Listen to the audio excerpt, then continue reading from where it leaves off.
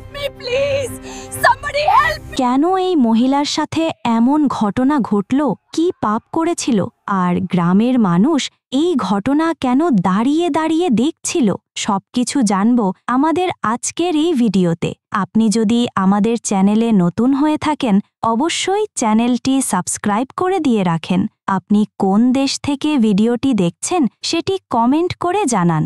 এক শান্ত গ্রামে, যেখানে সবুজ ধান ক্ষেত আর কাঁচা রাস্তার পাশে ছোট ছোট মাটির ঘরে সাদাসিধে মানুষের বসবাস, সেখানে সবাই একে অপরের খোঁজ রাখত এবং সুখে দুঃখে পাশে দাঁড়াত।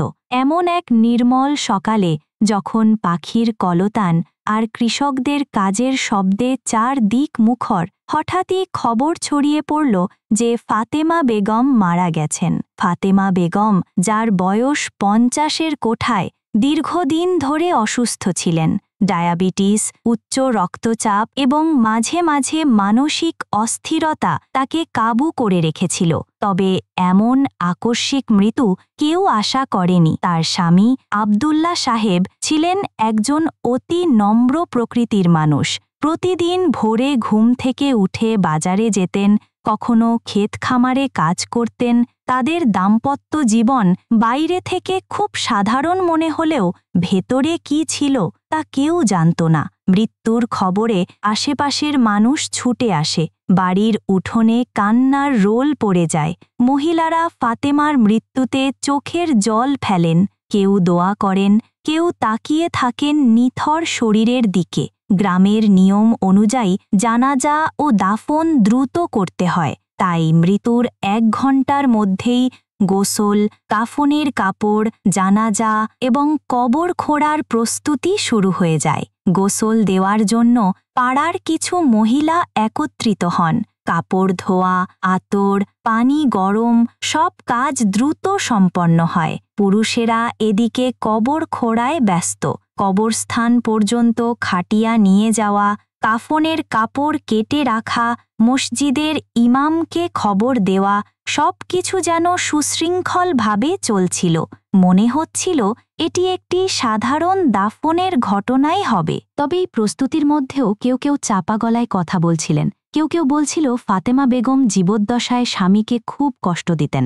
কেউ আবার বলছিল তার স্বভাব ছিল খিটখিটে ও অহংকারী। কিন্তু মৃত্যুর সময় মানুষকে নিয়ে খারাপ কিছু বলা ঠিক নয়, এই ভয়ে কেউ প্রকাশ্যে কিছু বলছিল না। তবে তার স্বামী আব্দুল্লাহ সাহেব একদম চুপ ছিলেন, যেন এক অপার বিষাদের মধ্যে ডুবে আছেন। চোখে জল নেই, মুখে শব্দ নেই। তার মুখে ভয়ের সঙ্গে যেন ছিল এক প্রকার বেদনা বিধুর স্বস্তি, যেন দীর্ঘদিনের এক বোঝা নেমে গেছে। ফাতেমা বেগমের মেয়েরা তাকে জড়িয়ে কাঁদছিল, কিন্তু সেই কান্নার মাঝেও উপস্থিত মহিলাদের কেউ কেউ বলছিলেন এই নারী জীবদ্দশায় বেশ কর্তৃত্বপরায়ণ ছিলেন এবং স্বামীকে তেমন গুরুত্ব দিতেন না। এই সময় গ্রামের মসজিদের মুয়াজ্জিন এসে কুরআন তেলাওয়াত শুরু করেন। গ্রামের কবর খননকারী কয়েকজন লোক জানিয়ে দেন কবর প্রস্তুত। এরপর মহিলা দল ফাতেমা বেগমের দেহ গোসল দেওয়ার জন্য প্রস্তুত করতে চায়। আর এখান থেকেই শুরু হয় সেই অলৌকিক ও অসাধারণ ঘটনা প্রবাহ, যা পুরো গ্রামের চেতনায় নাড়া দেয়। এটি যেন কোনো সাধারণ মৃত্যু ছিল না, বরং এক কঠিন বার্তা ছিল মানুষের জন্য, আল্লাহর পক্ষ থেকে এক সতর্ক বার্তা। আর এই দাফনের শুরুতে যে বিষয়গুলো একেবারে সাধারণ ছিল, তা ধীরে ধীরে হয়ে ওঠে অলৌকিক ও রহস্যময়। দাফনের প্রস্তুতি সম্পন্ন হওয়ার পর ফাতেমা বেগমের মৃতদেহ গোসল দেওয়ার জন্য প্রস্তুত করা হল। চারপাশেই শোকাবহ পরিবেশ। মহিলা দল তৎপর হয়ে উঠল। তারা সাদা চাদর এনে দেহ ঢেকে রাখল। প্রয়োজনীয় আতর, গরম পানি, সব কিছু প্রস্তুত। বাড়ির পাশেই একটি ঘরকে গোসলখানা হিসাবে নির্ধারণ করা হয়েছে। সাধারণত মহিলারাই মৃত নারীর গোসলের কাজ করে থাকে, কিন্তু মৃতদেহ সেখানে নিয়ে যাওয়ার সময় এক অদ্ভুত ঘটনা ঘটে। ফাতেমা বেগমের দেহ যখন 4-5 জন মহিলা মিলে তুলতে যায়, তখনই তারা থমকে দাঁড়ায়। দেহটা স্বাভাবিকের তুলনায় অসম্ভব ভারী লাগছে, যেন এটি এক মৃতদেহ নয়, বরং পাথরের মতো কোনো জিনিস। একজন মহিলা বলেন, এত ভারী কেন লাগছে? আগে কখনো এমন লাগেনি তো? তখন আরেকজন বলেন, মৃত্যুর পর মানুষ হালকা হয়ে যায়, ভারী তো হওয়ার কথা নয়। মহিলারা চিন্তিত হয়ে পড়ে। কেউ কেউ ভাবতে থাকে মৃতদেহে কোনো অদৃশ্য শক্তি কাজ করছে কিনা। পুরুষদের সাহায্য চাওয়া হয়। কয়েকজন পুরুষ এসে লাশ বহনে সাহায্য করে। আশ্চর্যজনকভাবে ৩-৪ জন পুরুষ মিলে দেহ বহন করতে গিয়েও কষ্ট পাচ্ছে।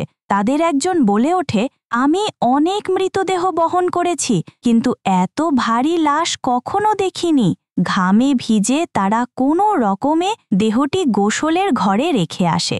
গোটা পরিবেশে তখন এক ধরনের নীরব আতঙ্ক ছড়িয়ে পড়ে। মহিলারা অনেকে মুখ চাওয়াচাওয়ি করে।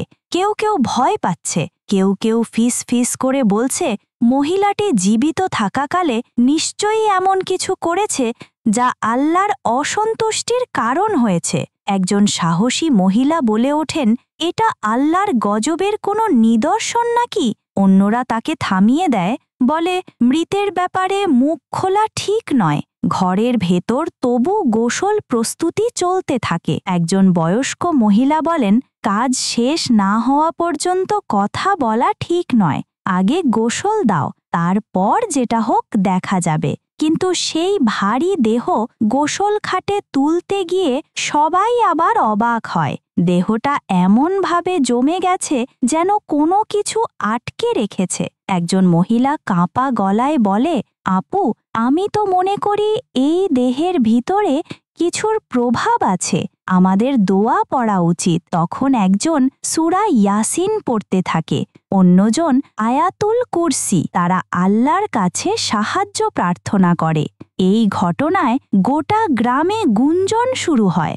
যারা বাইরে দাঁড়িয়ে তারাও মুখে হাত দিয়ে ভাবে, এটা কি কোনো গোপন গুনাহের ফল? কেউ কেউ ফিস ফিস করে বলছে, এই মহিলা তার স্বামীকে মানুষ বলেই মানত না, মুখে কথায় ব্যঙ্গ করত। এসব গুজব কিন্তু তখনও অপ্রমাণিত। কিন্তু মৃতদেহের এই অস্বাভাবিক ভার ও পরিবেশের অশান্তি সবার মনকে আলোড়িত করতে থাকে। মসজিদের ইমাম তখনও আসেননি, তবে খবর পেয়ে তিনি দ্রুত রওনা হন। এমন সময় এক বৃদ্ধ লোক এসে বলেন, আমি জীবনে অনেক লাশ দাফন করেছি। এমন ঘটনা যদি হয়, বুঝে নিতে হয় আল্লাহ কিছু বোঝাতে চাইছেন। তিনি দুনিয়াতে কিছু নিদর্শন দেন যেন মানুষ সাবধান হয়। গোসলের ঘরে তখন মৃতদেহ প্রস্তুত হচ্ছে, কিন্তু সামনে কি ঘটতে চলেছে কেউ জানে না। সবাই শুধু দোয়া করতে থাকে, আল্লাহ রহম করো। গ্রামের শান্ত পরিবেশ তখন ধীরে ধীরে বদলে যাচ্ছে। এক মহিলার দাফনের প্রস্তুতি সাধারণ নিয়মে শুরু হলেও মৃতদেহ বহনে যে অস্বাভাবিক ঘটনা ঘটেছে তাতে চারপাশে এক ধরনের ভয় ও কৌতূহল ছড়িয়ে পড়েছে। মৃতদেহটি এতটাই ভারী হয়ে উঠেছিল যে কয়েকজন মহিলা মিলে তুলতে গিয়ে হিমশিম খাচ্ছিল। এমনকি 2-3 জন পুরুষ সাহায্য করেও ঠিকমতো নিয়ন্ত্রণে আনতে পারে না।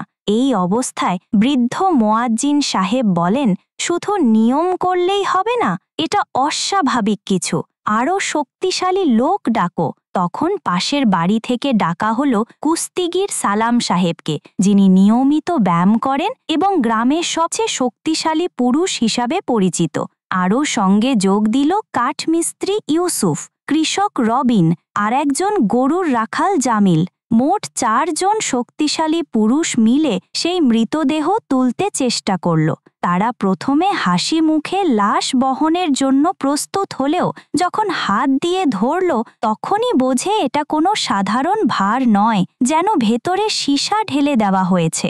সালাম বললেন, আমি 3-4টি মৃতদেহ দাফনে অংশ নিয়েছি, কিন্তু এমন লাশ বহন করিনি আগে কখনো। এটা তো পুরো শরীরের ভর বাড়িয়ে দিয়েছে। এদিকে গোসলের ঘর তৈরি করা হয়েছে, সেখানে ভিতরে থাকা মহিলারা অপেক্ষা করছে। তারা দরজার ফাঁক দিয়ে শুধু কণ্ঠস্বর শুনতে পাচ্ছে এবং চারদিকে গুঞ্জনের শব্দে ভয় পেতে শুরু করেছে। একজন মহিলা দরজার ফাঁক দিয়ে বলে, আপুরা, দেহটা আনা হচ্ছে না কেন? অন্যজন উত্তর দেয়, তুলতেই পারছে না। ৫-৬ জন মিলে চেষ্টা করছে। অবশেষে অনেক কষ্ট করে খাটিয়ার ৪ কোণ ধরে একটি মোটা কাপড় বেঁধে পুরুষেরা ধীরে ধীরে মৃতদেহকে গোসলের নির্ধারিত ঘরের সামনে নিয়ে আসে। কিন্তু তখনও তারা দেহের অস্বাভাবিক ভার ও কঠিনতা থেকে মুক্ত হতে পারে না। একজন পুরুষ বলে, এটা শুধু শরীরের ভার নয়, মনে হচ্ছে অন্য কিছু আছে, হয়তো গুনাহের বোঝা। এই সময় গোসল ঘরের দরজা বন্ধ করে দেওয়া হয়। মহিলারা ভিতরে প্রস্তুত। তারা আতর মেশানো পানি, গরম পানি, তুলা, সাবান সবকিছু তৈরি করে রেখেছে। কিন্তু তারা জানে না তারা শুধু একটি দেহকে গোসল দিতে যাচ্ছে না, তারা একটি বার্তাবাহ দেহের মুখোমুখি হতে চলেছে। গোসলখানায় পুরুষেরা মৃতদেহ রেখে বেরিয়ে আসার পর তাদের মুখে উদ্বেগ স্পষ্ট। একজন বলে, আমার মনে হচ্ছে লাশের কিছু আছে। এমনিতে কোনো শরীর এভাবে ভারী হয় না। মনে হচ্ছে দুনিয়ার কষ্ট শাস্তি এখন থেকেই শুরু হয়েছে। একটু দূরে দাঁড়িয়ে মৃত মহিলার স্বামী আব্দুল্লাহ সাহেব চুপচাপ সব কিছু দেখছিলেন। কারো মুখে কোনো কথা নেই। তার চোখে ছিল এক ধরনের গভীর যন্ত্রণা, যেন বহু বছর ধরে জমে থাকা কষ্ট কোনো শব্দ ছাড়াই প্রকাশ পাচ্ছে। এদিকে ৪ জন শক্তিশালী পুরুষ যারা দেহটি বহনে সহায়তা করেছে, তারা দূরে গিয়ে বসে পড়ে।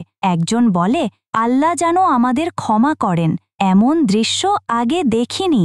একজন আবার বলল, এটা হয়তো সতর্ক বার্তা আমাদের সবার জন্য। এরপর গোসল ঘরে ঘটে আরও অদ্ভুত ঘটনা, যা গ্রামের প্রতিটি মানুষকে কাঁপিয়ে দেয়। মৃতদেহ অবশেষে বহু কষ্টে গোসলখানায় আনা হলো। বাইরে দাঁড়িয়ে থাকা মানুষগুলো থমথমে মুখে তাকিয়ে আছে। মৃতদেহ বহন করা যেন যুদ্ধের মতো কঠিন ছিল, সেটাই সবাই এখনও বিশ্বাস করতে পারছে না। যাই হোক, এখন সময় গোসল দেওয়ার। অভিজ্ঞ বয়স্কা নারী মরিয়ম খালার নেতৃত্বে গোসলের কাজ শুরু হয়। তার সঙ্গে ছিল আরও ৩ জন মহিলা, শায়লা, রিনা ও নাদিয়া। প্রথমেই তারা দোয়া পড়ে মৃতার মুখে আয়াতুল কুরসি, সূরা ফাতিহা ও কিছু কোরআনের আয়াত ফু দিয়ে পড়ে। এরপর মৃতার কাপড় খোলা হয়। সব সময়ের মতো তারা প্রস্তুত ছিল, কিন্তু সেই মুহূর্তেই ঘটে এক ভয়ঙ্কর অভিজ্ঞতা। মৃতদেহের কাপড় খুলতেই গোটা ঘরে এক প্রকার পচা দুর্গন্ধ ছড়িয়ে পড়ে, এতটাই তীব্র যে ঘরের ভেতরে থাকা কেউই স্বাভাবিকভাবে নিঃশ্বাস নিতে পারে না। শায়লা প্রথমেই নাকে রুমাল চেপে ধরে বলে, উফ, এ কি গন্ধ, আমি সহ্য করতে পারছি না। রিনা বলে, এই গন্ধ তো সাধারণ মৃতদেহের নয়, এটা যেন অনেক দিনের পচা কোনো প্রাণীর গন্ধ। মরিয়ম খালা অভিজ্ঞ মহিলা হলেও এবার তিনি কেঁপে ওঠেন, মুখে চোখে আতঙ্ক। আল্লাহ, আমি অনেক লাশ গোসল দিয়েছি, কিন্তু এমন দুর্গন্ধ জীবনে কখনো পাইনি। কিসের গুনাহ সে করেছে? নাদিয়া আতর এনে শরীরের উপর ছিটিয়ে দেয়, কিন্তু গন্ধ কমার কোনো লক্ষণ নেই, বরং আতরের গন্ধের সঙ্গেও মিলে মিশে একটা বিদঘুটে ভয়ঙ্কর পচা গন্ধ চারপাশে ছড়িয়ে পড়ে। মরিয়ম খালা হঠাৎ বললেন, এটা কোনো সাধারণ ঘটনা নয়, হয় আল্লাহর গজবের নিদর্শন, নয়তো দুনিয়ায় কোনো গুরুতর গুনাহের শাস্তি শুরু হয়েছে। ঘরের বাইরে অপেক্ষায় থাকা মহিলা ও পুরুষেরা ঘর থেকে গন্ধ বেরিয়ে আসতে দেখে অবাক হয়ে যায়। একজন বৃদ্ধা বলেন, কি গো সালমা, ভেতরে এমন গন্ধ কেন? সালমা, ঘরের বাইরে থাকা আরেকজন কাঁপা গলায় বলে, কিছু জানি না আপা, ভেতরে সবাই আতঙ্কিত। মরিয়ম খালা গন্ধের কথা বলছে, কিছু একটা সমস্যা আছে মনে হয়। এই সময় মরিয়ম খালা বলেন, চলো আমরা গোসল শুরু করি। যাই হোক, আল্লাহর ভয় ও দোয়ার সাথে আজ শেষ করতে হবে। তারা গরম পানি দিয়ে মৃতার শরীর ধুতে থাকে, কিন্তু যত পানি ঢালে দুর্গন্ধ তত তীব্র হয়, যেন গোসলের পানি পর্যন্ত দূষিত হয়ে যাচ্ছে। এক পর্যায়ে মরিয়ম খালা থেমে গিয়ে বলেন, মেয়েরা, আমরা তো শরীয়তের হুকুম পালন করছি, কিন্তু এই ঘটনা অন্যরকম মনে হচ্ছে। দাফনের আগেই আল্লাহ এই নারীর কৃতকর্ম প্রকাশ করে দিচ্ছেন। এই গন্ধ তো শুধু পচা শরীরের না, এটা যেন গুনাহের পচা ঘ্রাণ। তারা গোসল শেষ করার আগ পর্যন্ত সবাই হাঁপিয়ে ওঠে। দরজা খুলে দিলে বাইরে দাঁড়ানো লোকেরা নাকে কাপড় চেপে কাঁপতে কাঁপতে এগিয়ে আসে। কেউ কেউ চোখে পানি, কেউ মুখে কালিমা পড়ছে। গ্রামের মৌলভী তখনও আসেননি, তবে খবর শুনে মসজিদ থেকে রওনা হয়েছেন। এদিকে একজন মহিলা বাইরে এসে বলল, আমি আর কখনো এমন গন্ধ পাইনি। আমার মনে হয় এই মৃতা কোনো ভয়ানক অন্যায়ের শিকার বা তার দ্বারা কোনো অন্যায় হয়েছে। ঘটনাটি ধীরে ধীরে ধর্মীয় আলাপে রূপ নিতে শুরু করে। মানুষ বলতে থাকে, হয়তো সে স্বামীর হক নষ্ট করেছে, হয়তো কারোর গীবত করেছে, কিংবা কাউকে জুলুম করেছে। এই সময় ফাতেমা বেগমের স্বামী আব্দুল্লাহ সাহেব বাইরে দাঁড়িয়েছিলেন, কিন্তু তার মুখে কোনো কথা নেই, শুধু চোখে কষ্ট, মনে যেন দীর্ঘ অপেক্ষার চাপা হাহাকার। আর তখনও কেউ জানত না এই গন্ধ, এই ভার, এর পেছনে আছে এমন এক দাম্পত্য ইতিহাস যা আল্লাহ আজ প্রকাশ করতে চলেছেন। গোসল শেষে মৃতদেহকে পরিষ্কার কাপড়ে মুড়িয়ে রাখা হয়। শরীয়তের বিধান অনুযায়ী সর্বোচ্চ যত্ন নিয়ে গোসল সম্পন্ন করা হয়, কিন্তু কারোর মুখে স্বস্তির ছাপ নেই, বরং গোসলের শেষে গন্ধ আরও ভয়াবহ রূপ ধারণ করে। আতর, গরম পানি, সাবান সব ব্যবহার করেও কিছুতেই পচা দুর্গন্ধ কমানো সম্ভব হয় না। মরিয়ম খালা কাপড়ে মোড়া দেহের দিকে তাকিয়ে এক টানা কালিমা পড়ছিলেন। তার মুখে আতঙ্কের রেখা স্পষ্ট। পাশে থাকা সায়েলা কাপা গলায় বলল, খালা, আপনি অনেক লাশ গোসল দিয়েছেন, এমন পরিস্থিতি কি দেখেছেন আগে? মরিয়ম খালা মুখ নিচু করে বললেন, না মা, কখনো না। জীবনে অনেক মৃতদেহ গোসল দিয়েছি, শিশু, বৃদ্ধ, নারী, কিন্তু কোনো দেহ থেকে এমন গন্ধ, এমন ভার কখনো পাইনি। এটা নিশ্চয়ই কোনো গোপন গুনাহের ফল। আল্লাহ আমাদের সবাইকে হেদায়েত দিন। মহিলারা মৃতদেহকে পরিষ্কার কাপড়ে মুড়িয়ে বাইরে এনে খাটিয়ায় রাখে, অথচ সাধারণত এই সময়টা হয় শান্ত কোরআন তেলাওয়াতের, দোয়ার। কিন্তু এখানে সেই চেনা পরিবেশ আর নেই। সবাই এক ধরনের মানসিক চাপে ভুগছে। মৃত মহিলার মুখ ঢাকা, কিন্তু ঘিরে থাকা মানুষদের নাক মুখ কাপড়ে মোড়ানো। কেউ কিছু বলছে না, কিন্তু চোখে মুখে স্পষ্ট আতঙ্ক। একজন বৃদ্ধা মহিলা সাহস করে বলে ফেলেন, গোসল তো হয়ে গেল, কিন্তু এই গন্ধ তো কমছে না। এখন জানাজা কিভাবে হবে? মানুষ দাঁড়াতে পারবে? তখন অন্য এক মহিলা বলে, কি যেন একটা অশরীরী ব্যাপার মনে হচ্ছে। আর একজন মুখের উপর হাত রেখে বলে, আমি নিশ্চয়, এই গন্ধ মানুষের গন্ধ না, এটা শাস্তির ঘ্রাণ। এই কথাগুলো মুখে মুখে ছড়িয়ে পড়ে। পুরুষরাও এ কথা শুনে আতঙ্কিত হয়ে পড়ে। মৌলভী সাহেব এসে উপস্থিত হন। তিনি একজন দিনদার আলেম। গ্রামের সবাই তাকে সম্মান করে। তিনিও এসে পরিস্থিতি পর্যবেক্ষণ করেন। তিনি মৃতদেহের পাশে এসে বসেন, চোখ বন্ধ করে কিছুক্ষণ কোরআন তেলাওয়াত করেন। এরপর নাক বন্ধ করে একবার মৃতদেহের কাছে গিয়ে দাঁড়ান। তার মুখও কুঁচকে যায়। তিনি বলেন, আমি এই ঘ্রাণ সহ্য করতে পারছি না, এটা কোনো সাধারণ মৃতদেহ নয়।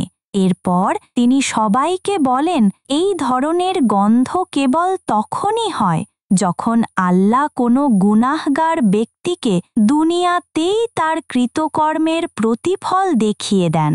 এটা আমাদের জন্য একটি নিদর্শন, যেন আমরা শিক্ষা নেই। মৃতদেহের পরিবারও তখন ভয় পেতে শুরু করে। মেয়েরা এক পাশে দাঁড়িয়ে আছে, অনেকে কান্না করছে, কিন্তু সেই কান্নার মধ্যে রহস্যের ছায়া। স্বামী আব্দুল্লাহ সাহেব তখনও চুপ, কিন্তু চোখে জল। তার ভিতরের চাপা কষ্ট যেন প্রতিটি শব্দে ফুটে উঠছে না, শুধু নীরবতা দিয়েই সে কথা বলছে। এক পর্যায়ে কিছু মানুষ বলতে থাকে এটা কি শয়তানের কাজ, কেউ বলছে জিনের প্রভাব, কিন্তু মৌলভী সাহেব তাদের থামিয়ে দিয়ে বলেন, না, এই রকম ঘটনার পেছনে বেশিরভাগ সময় গোপন অন্যায় থাকে, যা হয়তো প্রকাশ হয়নি দুনিয়াতে, আজ আল্লাহ প্রকাশ করছেন। তখন কেউ কেউ ফাতেমা বেগমের জীবনের কিছু আচরণ মনে করতে থাকে। কারো মনে পড়ে সে তার স্বামীকে প্রায় সময় অপমান করত, কারো মনে পড়ে বাড়িতে ঝগড়া ছিল নিয়মিত বিষয়ে।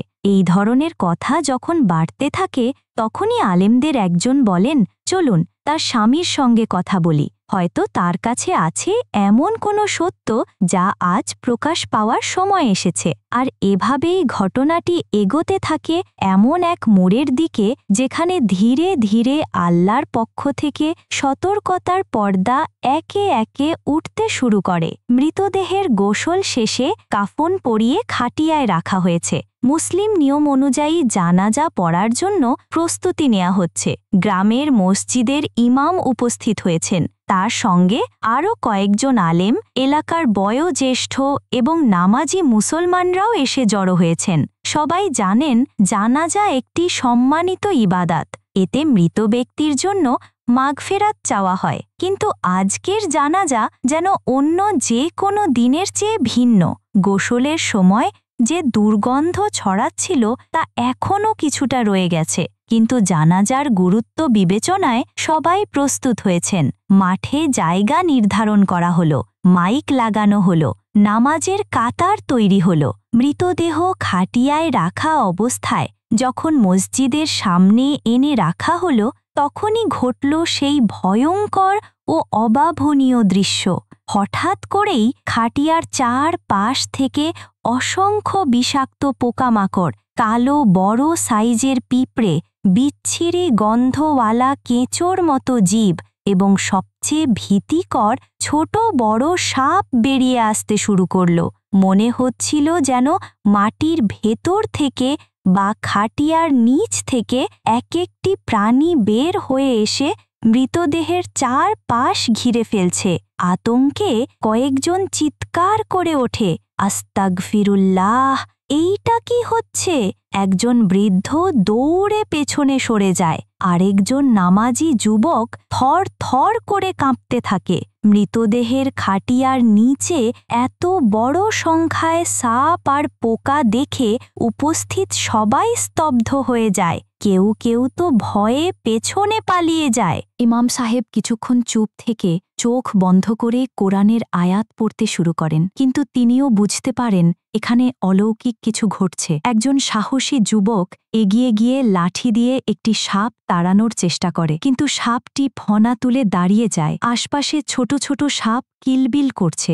গন্ধ এমন তীব্র হয়ে ওঠে যে কারোর আর দম নেওয়া কষ্টকর হয়ে যায়। তখন এক নারী উচ্চস্বরে কেঁদে ওঠে, আল্লাহ, এ কেমন শাস্তি! মৃত মানুষকে ঘিরে এসব কি হচ্ছে? আরেকজন বলে, আমি জীবনে এত ভয়ঙ্কর জানাজা দেখিনি, এটা তো গজবের আলামত। মৌলভী সাহেব তখন মাইকে বললেন, ভাই ও বোনেরা, কেউ আতঙ্কিত হবেন না, নিশ্চয়ই আল্লাহ কিছু বোঝাতে চাইছেন। আমরা সবাই নিজের গুনাহের হিসাব নিয়ে ভাবি। এই মহিলার জীবনের কিছু কাজ হয়তো এমন ছিল যা আজ প্রকাশ পাচ্ছে। এখন একটাই পথ, আল্লাহর কাছে ক্ষমা চাওয়া ও দোয়া করা। কিন্তু মৃতদেহের পাশে দাঁড়িয়ে থাকা কেউই আর সাহস পাচ্ছিল না খাটিয়াকে স্পর্শ করার। পোকামাকড়, সাপ চারপাশে এমনভাবে ঘিরে রেখেছে যেন কেউ কাছে গেলেই ছোবল মারবে। পিঁপড়ার দল মৃতদেহের কাপড়ে উঠতে শুরু করেছে, যেন কিছু শোধ নিচ্ছে। এক অদৃশ্য ভয়ের বাতাস চারদিক ঢেকে রেখেছে। এই অবস্থা দেখে মৃত নারীর আত্মীয়রাও কান্নায় ভেঙে পড়ে। কেউ বলে, আম্মা কি এমন করল যার শাস্তি এত বড়? অন্যরা বলে, আমরা তো কিছু জানি না, কিন্তু আল্লাহ তো সব জানেন, হয়তো তিনি আজ তা আমাদের চোখে দেখাচ্ছেন।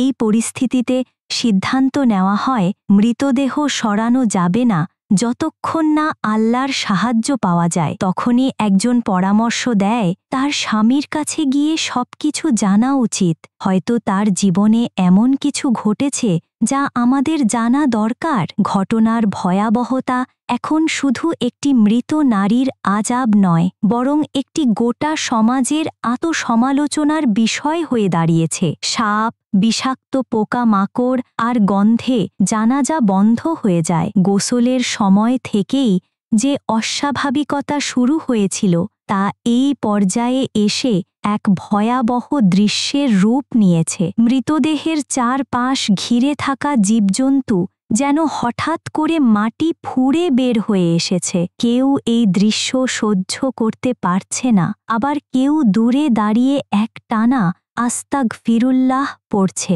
মসজিদের সামনে জমে থাকা লোকজন একে অপরের মুখের দিকে তাকিয়ে আছে। প্রত্যেকের চোখে একটাই প্রশ্ন, আল্লাহ কি আমাদের কোনো বার্তা দিচ্ছেন? কেউ বিশ্বাসই করতে পারছে না এমন কিছু ঘটতে পারে। একটা মৃত নারীর জানাজা ঘিরে এভাবে সাপ, পিঁপড়া, দুর্গন্ধ এবং অস্বাভাবিক ভার, এটা তো স্বাভাবিক মৃত্যু নয়, বরং এক জাহির শাস্তি। এই অবস্থায় গ্রামের কেউ একজন বলে উঠলেন, আর না ভাই, এবার আলেমদের ডাকা লাগবে।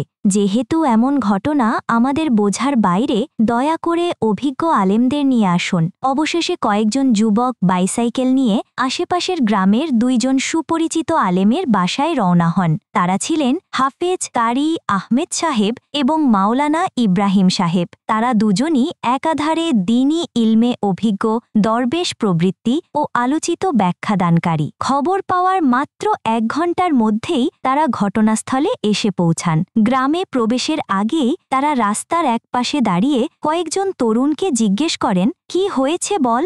এমন বিশ্রী দুর্গন্ধ কেন বাতাসে? তরুণরা মুখ নিচু করে বলে, মৃতদেহের জানাজা করতে গিয়ে সাপ ও পোকায় ঘিরে ফেলেছে। দুর্গন্ধ এত তীব্র কেউ দাঁড়াতে পারে না। মাওলানা ইব্রাহিম সাহেব মাথা নিচু করে বলেন, আল্লাহু আকবার, নিশ্চয়ই এই মৃত নারীর সঙ্গে কোনো বিশেষ গুনাহ যুক্ত আছে, যেটা আল্লাহ আজ দুনিয়াতেই প্রকাশ করে দিচ্ছেন। এই ধরনের ঘটনা কোরআন ও হাদিসে বারবার এসেছে, যেখানে কোনো গুনাহগার ব্যক্তিকে মৃতর পরেও চিহ্নিত করা হয়, যেন মানুষ শিক্ষা নেয়। তারা মাঠে এসে উপস্থিত হলে চারদিকের মানুষরা যেন একটু শান্ত হয়। সবাই তাদের দিকে তাকিয়ে থাকে এক আশার চোখে। এরা বুঝিয়ে দেবে এই রহস্য কি। মাওলানারা কিছুক্ষণ মৃতদেহের চারপাশে ঘুরে দূর থেকে পরিস্থিতি পর্যবেক্ষণ করেন। তারা খাটিয়ার দিকে এগোতে গিয়েও ভয়ানক গন্ধে নাক চেপে ধরেন এবং দূরে গিয়ে দাঁড়ান। কেউ কেউ ততক্ষণে কোরআন তেলাওয়াত করছে, কেউ কেউ কান্না করে আল্লাহর কাছে রহমতের জন্য দোয়া করছে। মাওলানা আহমেদ সাহেব বলেন, ভাই ও বোনেরা, এমন কিছু ঘটনা ঘটে যখন আল্লাহ আমাদের সামনে কারো কৃতকর্ম তুলে ধরেন। তিনি দুনিয়াতে কাউকে লজ্জা দিতে চান না, কিন্তু কখনো কখনো আমাদের শিক্ষা দেওয়ার জন্য এমন চিহ্ন রেখে দেন।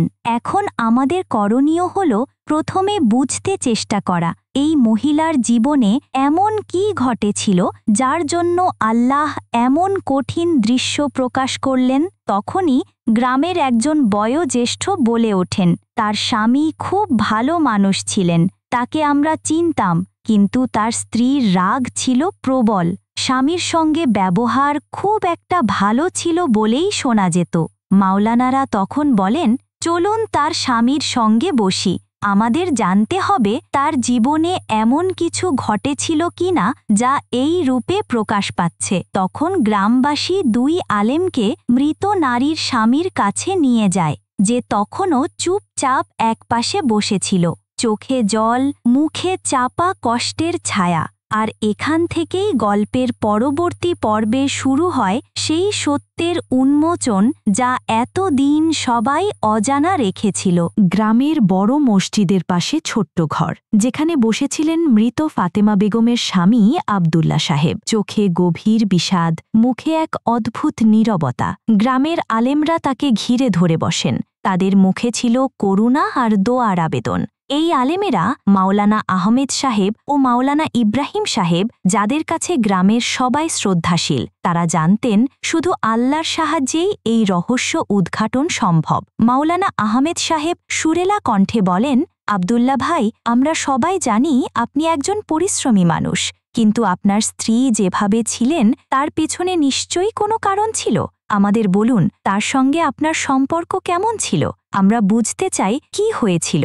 আব্দুল্লাহ সাহেব প্রথমে চুপ থাকেন। তার চোখ থেকে অজান্তেই কয়েকটি অশ্রু ঝরে পড়ে। তারপর ধীরে ধীরে বলতে শুরু করেন, আল্লাহর হুকুমে ওর সাথে থাকা ছিল আমার জীবন। ও খুবই গম্ভীর ও কঠোর মানুষ ছিল। ওর একটা ব্যাপারে আমার অনেক কষ্ট হয়েছে, যা হয়তো কেউ জানে না। ও সবসময় আমার উপার্জনের প্রতি তুষ্ট থাকত না। ও বলতো, তোমার আয় তো খুবই কম, পাশের বাড়ির ভাই এত বড় ব্যবসা করে, তুমি কেন তা পারো না? আমি চেষ্টা করতাম, কিন্তু ওর দাবি কখনো শেষ হতো না। তার কণ্ঠে টানে টানে কষ্টের সুর।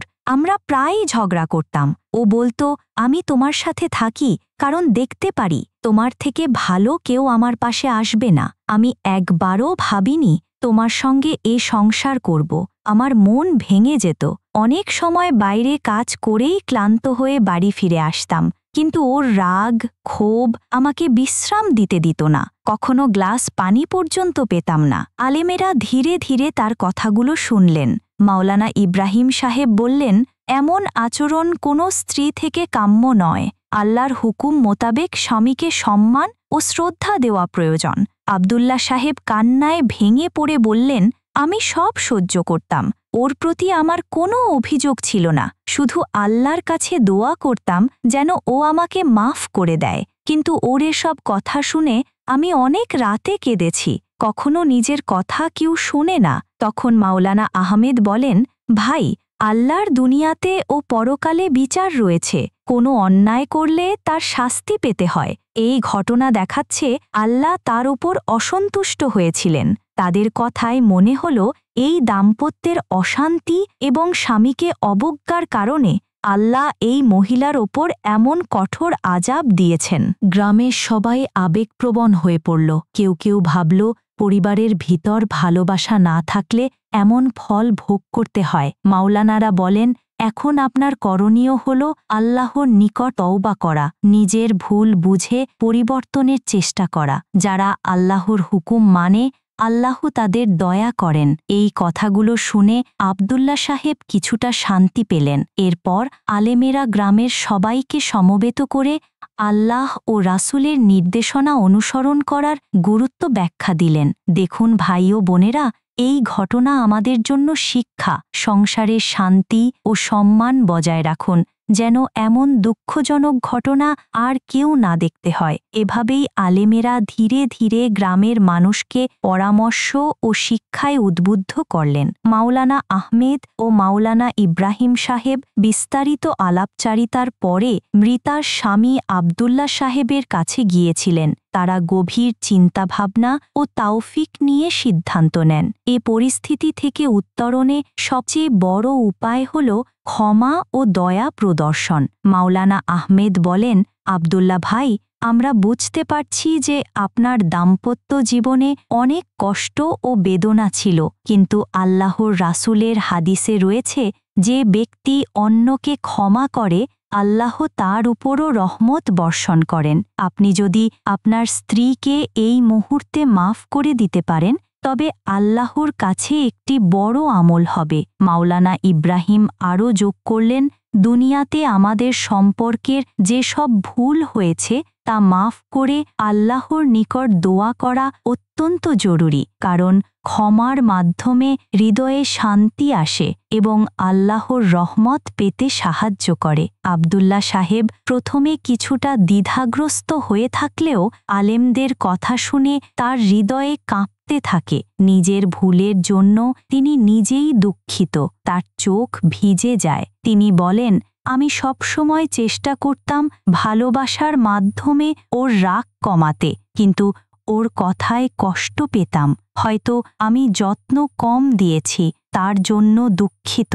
আলেমেরা তাকে শান্ত করার জন্য বলেন, এখন সময় এসেছে যে পুরনো ক্ষোভ ভুলে গিয়ে আল্লাহর নিকট ক্ষমা চেয়ে শান্তির পথে এগোনো।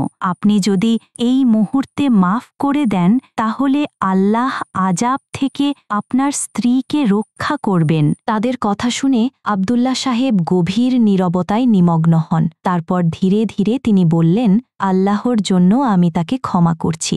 আল্লাহ যেন তার ভুল ক্ষমা করেন এবং তাকে জান্নাত দান করেন। এরপর তিনি আলেমদের সামনে হাত তুললেন, আবেগের সুরে প্রার্থনা করলেন, হে আল্লাহ, আমার স্ত্রীকে দয়া করো, তাকে মাফ করে দাও, তার আত্মা শান্তি পাবে, আমাকে ক্ষমা করো আমার সব ভুলের জন্য। এই প্রার্থনার সঙ্গে সঙ্গে আশ্চর্যের মতো জানাজার আশেপাশে উপস্থিত সাপ পোকামাকড়গুলো ধীরে ধীরে হারিয়ে যেতে থাকে। তারা দেখতে পান মৃতদেহকে ঘিরে থাকা ভয়াবহ পরিবেশ শান্ত হয়ে আসছে। মসজিদের ইমাম বলেন, এটাই আল্লাহর করুণা। যখন কেউ ক্ষমার পথে আসে তখন আল্লাহ তার উপর তার করুণা বর্ষণ করেন। গ্রামের সবাই এই দৃশ্য দেখে বিমোহিত। তারা বুঝতে পারে ক্ষমার বড় গুরুত্ব আছে, আর তাছাড়া আল্লাহর রহমত অর্জন সম্ভব নয়। এই ঘটনার পরে গ্রামের মহিলারা একত্রিত হয়ে আল্লাহর কাছে তওবা করতে শুরু করে এবং নিজেদের স্বামীদের প্রতি ভালো আচরণ করার অঙ্গীকার করে। তারা বুঝতে পারে পরিবারের সম্মান ও ভালোবাসা না থাকলে জীবন কষ্টকর হয়। ঘটনার পর গ্রামের পরিবেশ একেবারে বদলে যায়। সেই ভয়াবহ দিনগুলো যেন গ্রামবাসীর মনে গভীর দাগ রেখে যায়। বিশেষ করে গ্রামের মহিলারা এই ঘটনা থেকে গভীর শিক্ষা গ্রহণ করে। তারা বুঝতে পারে সংসারে শান্তি এবং সুখ প্রতিষ্ঠায় আল্লাহ ও তার রাসূলের হুকুম মেনে চলা কতটা গুরুত্বপূর্ণ। গ্রামের মহিলা সমাবেশ হয় মসজিদের পাশে। তারা একত্রিত হয়ে নিজেদের ভুল স্বীকার করে, জীবনে কেমন আচরণ করছিল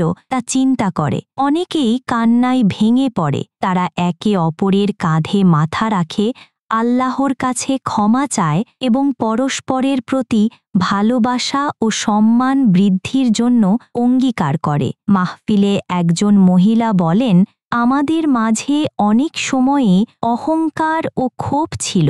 আমরা বুঝিনি আমাদের সেই আচরণে কত লোক কষ্ট পায়।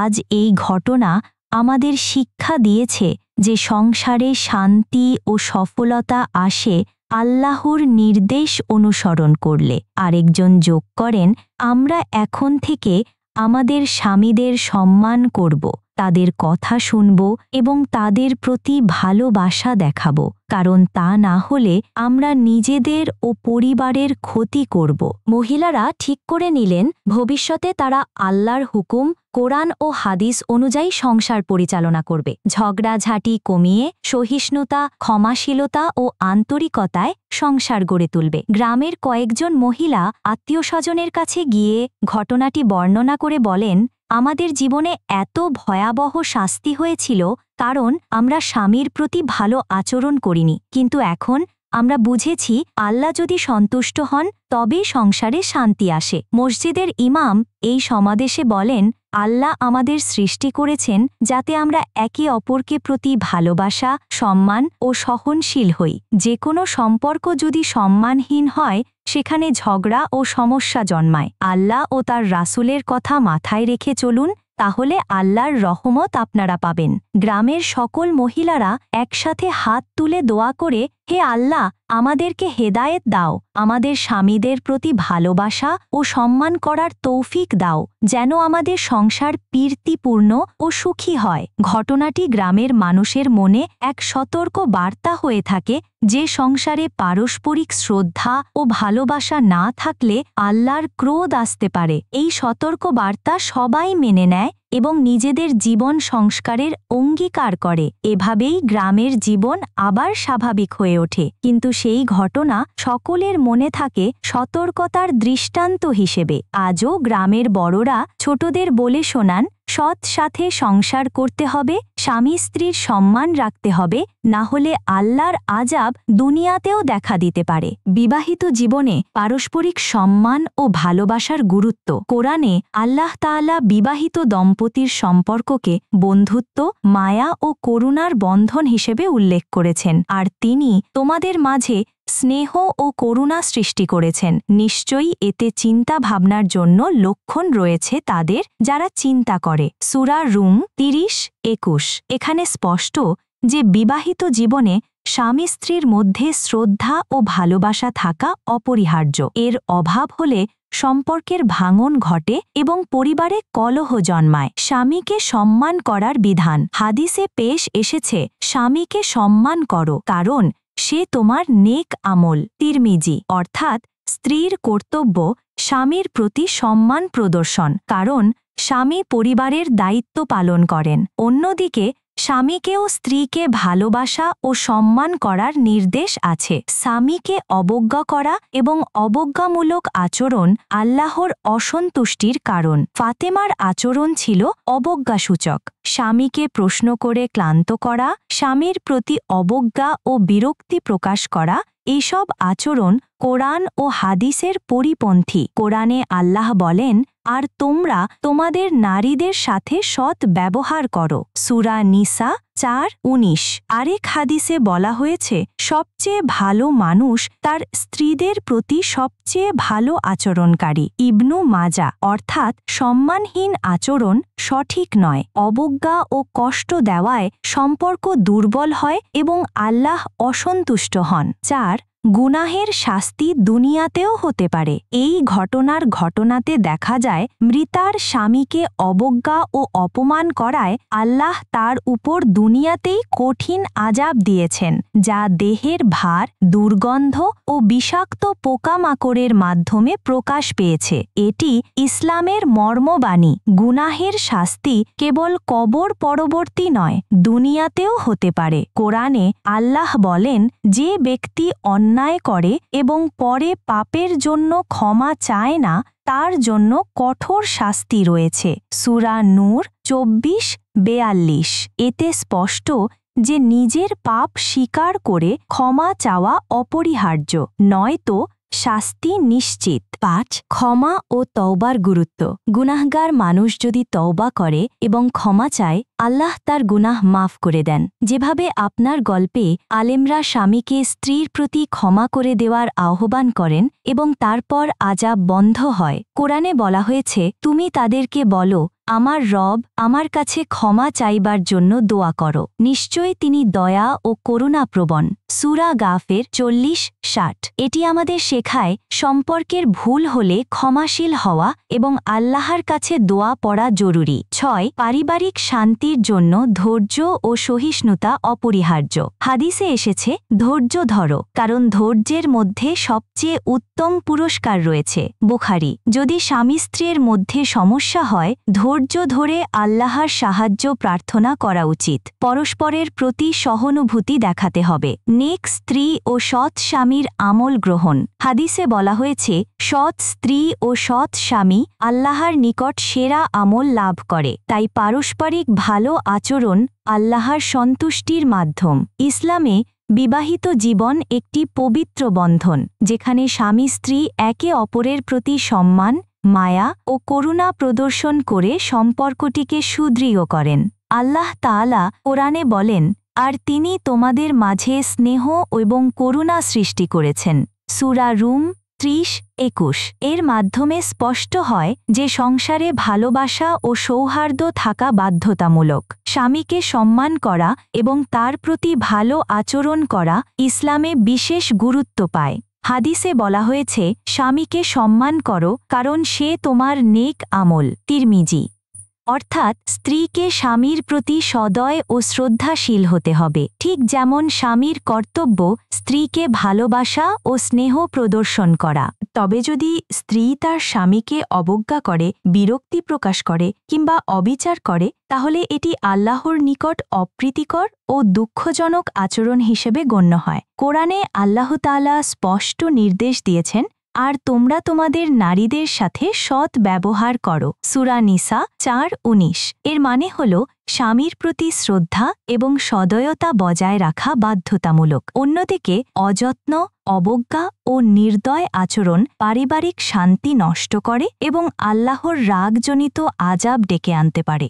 আপনার দেয়া ঘটনাটির মতো, যেখানে স্ত্রী স্বামীর প্রতি বিরক্তি ও অবজ্ঞার কারণ হয়ে তাদের মধ্যে তিক্ততা ও অশান্তি জন্মায়, আল্লাহ তা কঠোর দৃষ্টিতে দেখেন। ইসলামে গুনাহের শাস্তি শুধু পরকালে নয়, দুনিয়াতেও আসতে পারে। কোরআনে আল্লাহ বলেন, যে পাপ করে এবং তওবা করে না তার জন্য কঠোর শাস্তি রয়েছে। সূরা নূর 24-42। এই পয়েন্ট থেকে বোঝা যায় স্বামী স্ত্রীর মধ্যে ভুল আচরণ বা অবজ্ঞা আল্লাহর অসন্তুষ্টি ডেকে আনতে পারে, যা দুনিয়াতেই আযাবের রূপ ধারণ করতে পারে। এ কারণেই আপনার গল্পে মৃতার শরীরের ভার, দুর্গন্ধ ও বিষাক্ত পোকামাকড়ের ঘটনা ঘটেছে, যা একটি আল্লাহর আযাবের নিদর্শন হিসেবে দেখা হয়। তবে ইসলামে ক্ষমা ও তওবার বিশেষ গুরুত্ব রয়েছে। আল্লাহ তাআলা কোরআনে বলেন, আমার কাছে তোমরা দোয়া করব, নিশ্চয়ই আমি তোমাদের প্রার্থনা কবুল করব। গুনাহগার মানুষ যদি সত্যি হৃদয়ে তওবা করে এবং ক্ষমা প্রার্থনা করে, আল্লাহ তার গুনাহ মাফ করে দেন। আপনার গল্পে আলেমরা স্বামীকে স্ত্রীর প্রতি ক্ষমা করে দিতে আহ্বান করেন, যার ফলে আযাব বন্ধ হয়। এটি ইসলামের করুণার প্রকাশ। পরিবারের শান্তি ও সুমধুর সম্পর্ক বজায় রাখার জন্য ধৈর্য, সহিষ্ণুতা ও ক্ষমাশীল হওয়া অপরিহার্য। হাদিসে এসেছে, ধৈর্য ধরো, কারণ ধৈর্যের মধ্যে সবচেয়ে উত্তম পুরস্কার রয়েছে। বুখারী। অর্থাৎ সম্পর্কের অশান্তিতে উত্তেজিত হওয়ার পরিবর্তে ধৈর্য ধারণ করতে হবে এবং আল্লাহর সাহায্য প্রার্থনা করতে হবে। নেক স্ত্রী ও সৎ স্বামী আল্লাহর নিকট অত্যন্ত প্রিয়। তাই পারস্পরিক শ্রদ্ধা ও ভালোবাসায় সম্পর্ককে মজবুত রাখতে হবে। সারসংক্ষেপে, ইসলামে স্বামীর প্রতি খারাপ আচরণ একটি গুরুত্বপূর্ণ বিষয়, যা আল্লাহর রাগের কারণ হতে পারে। সংসারের শান্তি বজায় রাখতে হলে আল্লাহ ও রাসূলের আদর্শ মেনে চলতে হবে। পারস্পরিক শ্রদ্ধা ও ভালোবাসার সঙ্গে জীবন যাপন করতে হবে। গুনাহ করলে শাস্তি হয়, তবে ক্ষমা ও তওবা আল্লাহর দরজা খুলে দেয়। তাই পারিবারিক জীবনে সদাচার, ধৈর্য, সহিষ্ণুতা ও ক্ষমাশীলতা অবলম্বন করাই ইসলামের মূল শিক্ষা। এই ভিডিওটি আপনার কেমন লাগলো তা আমাদের কমেন্ট করে জানিয়ে দিন। আপনি কোন দেশ থেকে ভিডিওটি দেখছেন তাও আমাদের কমেন্ট করে জানাতে পারেন। দেখা হচ্ছে পরের কোনো ভিডিওতে। সেই পর্যন্ত মহান আল্লাহ আমাদের সবাইকে সঠিক পথে থাকার তৌফিক দান করুক। আমিন সুম্মা আমিন।